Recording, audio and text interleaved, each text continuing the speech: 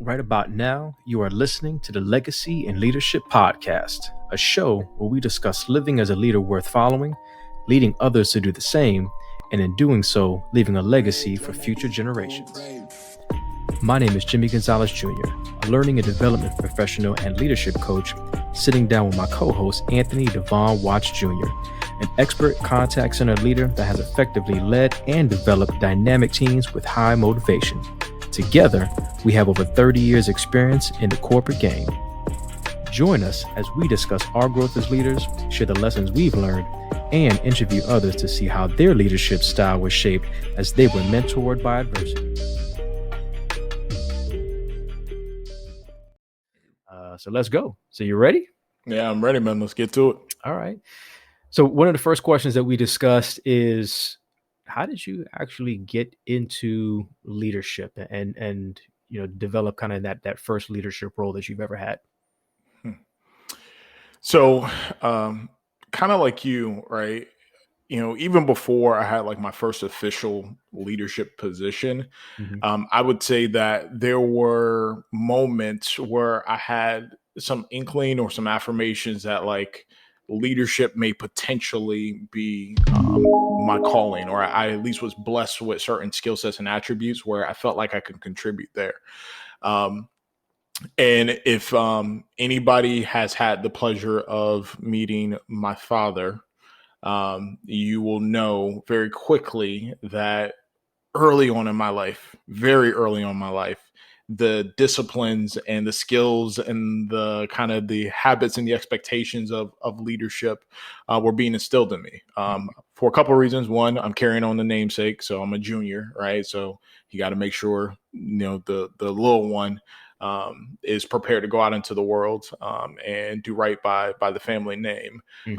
And then obviously I'm the oldest and I'm the only boy, right? So you got all of those things. One of the things I knew about my father, I've come to learn about my father, is that, he's always felt like his number one calling in life was to be a father. And so I think when you have, and anybody can relate to this, when you have clarity in your calling, the level of passion and intensity and love that you pour into that,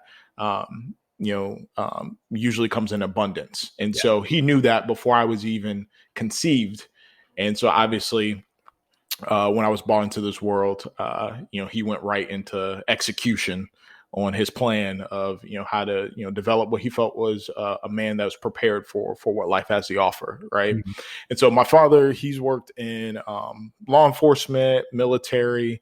And I usually get a lot actually, from people and strangers just like, oh, hey, you served, or so are you in law enforcement? And just because of how I carry myself, and I kind of tell them, well, no, I've never enlisted. I never did law enforcement, but I spent 18 years in boot camp. Just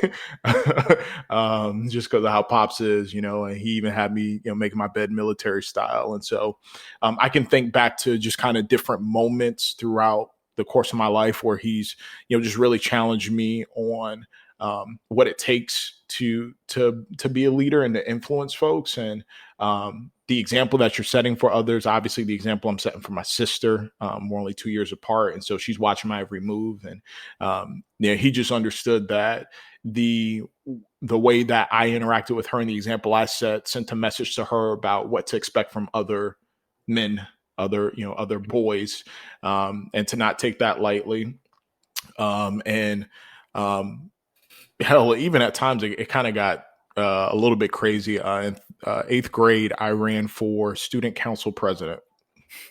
And this is a new school, Odyssey Middle School. Shout out Odyssey Middle School. I was a part of the inaugural class, and we actually won the county championship in track. I also did soccer. I was the MVP for both of those things. And so sports was a huge part of my life and a huge part of my leadership development. But I remember telling my pops, like, hey, I think I'm going to run for student council president. And I promise you, I could have swore I heard that man, like when I told him, say, finally. You know what I mean? And he had already had this like 6-point strategy. you know what I mean, on like how I'm going to win the election. I felt like, he had turned into like uh, Karl Rove or James Carville. He's like, all right, this is how we're going to expand the map and win the electoral college. I'm like, pops, it's just a middle school, it's just a middle school student council election, right? And even in that moment, man, like I remember we had to go on announcements. And so each of the candidates, you had to sit on the announcement and they talk to you about like your platform and why you, but there's varying degrees of people listening. Right. And so I remember some of the folks that went in front of me, they were talking about, I want to make sure that there's, good drinks and, the vending machines. And, I want to make sure that we add an extra day of pizza and, just little stuff like that. Right. And my behind, I get up there after having been trained up by my pops and just kind of, he's him talking about leadership because he's been in a leadership capacity for a while. I'm sitting up there and I think I started off my address to folks about why me, as I'm humbled by the opportunity to run and be considered to be the first president of Odyssey Middle School. And I know that if I have your vote and your support, and I am successful, it's because I've stood on the shoulders of others, of giants. Like I promise you, he probably ripped a couple lines from like MLK and just like slid it to me like, yeah, incorporate that. Right. So I share that to just kind of paint the picture of, just how much leadership and the seriousness and the weight of being a leader and outside of official positions. Because before I didn't really, rationalize like an official position of management or anything like that. It was just leadership is more about how you carry yourself, about how you interact with those that you love, about how you treat and interact those that you don't know. Yeah. Right. And so I remember that. And then I remember probably the first moment where I really was like, oh, okay, people really do look to me for guidance in uncertain situations.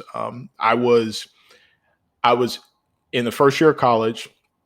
Going to Colgate University in upstate New York. Now, for those who don't know, I am a native Floridian. So I spent 17, 18 years of my life in Central Florida, beautiful weather. When you were doing football, like the worst it would get is, it'd rain a lot, right? But it was still like 75, 77 degrees outside. And something told me, okay, so for college, I think what I'm going to do is I'm going to go to as close to Canada as possible and play football and just let me just see what that's like, right? And I ended up in Colgate University in upstate New York. And I actually got to go up there with a childhood friend of mine who we had went to kindergarten together and went our separate ways, and then had an opportunity to kind of play football and link back up as young adults. And so we thought that was going to be dope. And I met some really, really cool people and some great friendships, people that I'm still interacting and talk to today. And I remember we had decided to make a trek to Syracuse, and Syracuse is about 2.5 hours away from Colgate University in Hamilton. Okay. Right.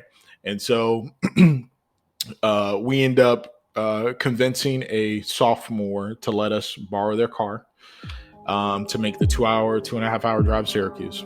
And we go out there and we, have a good time. We're exploring the mall. We're getting into nonsense just because we're hard headed and we don't know no better. You got, 3 Florida boys and like 2 boys from Cali, and we're upstate New York. So we're just like, let's see what this is about. Yeah.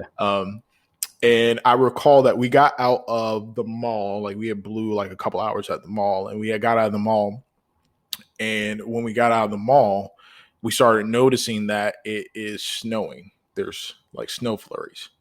Now, mind you, the sum experience of this entire group in driving in snow is 0 years. None of us have ever driven in snow before. And if you've been in upstate New York, it's also pretty mountainous, hilly, right?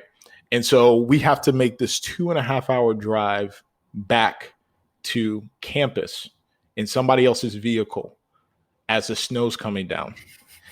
And who do you think they want in the driver's seat? So we're trying to figure it out. And I remember all of them just looked at me like, all right, so Devon, you got this? Now, just to put it in perspective, I was clearly the youngest out of everybody in the group. Like, in terms of the least amount of years on the road, that was me, right? But I just realized, like, just looking at my team, like looking at my friends, and the fact that they had confidence in my ability to get them home safely, get us back home safely, like, well, yeah, hell yeah, I owe it to them. I got to make this happen. So that was a moment, though, for me in hindsight, where I could say that, there was a moment of uncertainty, and a little bit, obviously scary. Yet people look to me in that moment to provide guidance, to provide safety, to provide support.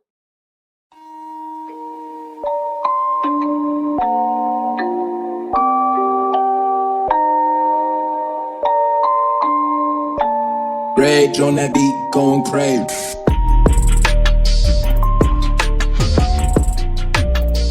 You have just listened to the Legacy and Leadership Podcast, hosted by Jimmie Gonzalez and Devon Watts. Thank you, and we hope that you live, lead, and leave a legacy worth remembering. Until next time.